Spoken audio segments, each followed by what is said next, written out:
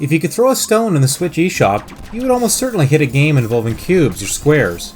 I've reviewed a handful of them myself, such as Alteric and Ink. The proliferation of such titles made me a little skeptical about Zarvot, but I was interested primarily in the fact that the perspective shifts from 2D, as in the two aforementioned games, to 3D. Not to mention, it's an arcade shooter rather than a puzzle platformer. Shortly after starting Zarvot, however, I discovered that it is a truly unique and quirky experience with lots of heart.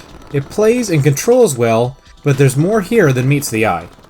The single-player story mode tells the tale of two cubes, Charcoal and Mustard, who set out to create the perfect present for their friend Red.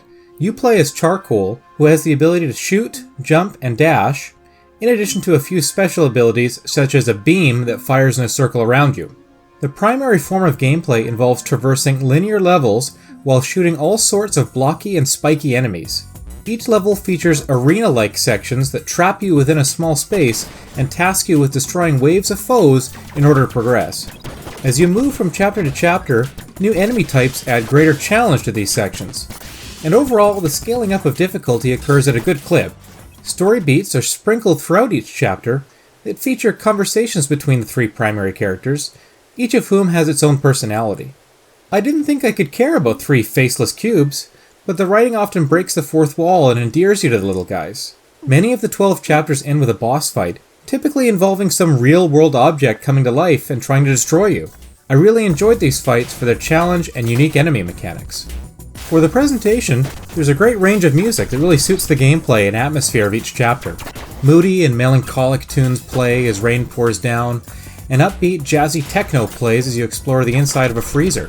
I never felt like the music was repetitive or out of place. On the contrary, it always contributed to cutscenes and the levels themselves.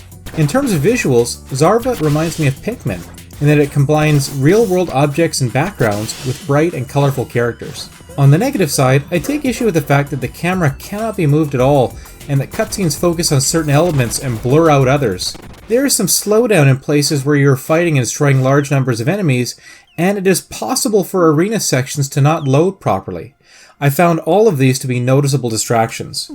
Zarvot also contains a single-player arcade mode where you can shoot for high scores and rankings for each chapter.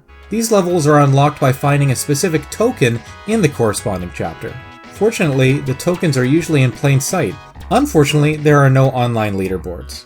Zarvot also has a local versus mode for 2 to 4 players with a variety of different game types, including last player standing elimination and first to 10 kills deathmatch. Like the arcade mode, there are unlockable games and stages in versus as well. The name at a first glance won't tell you the full story about Zarvot.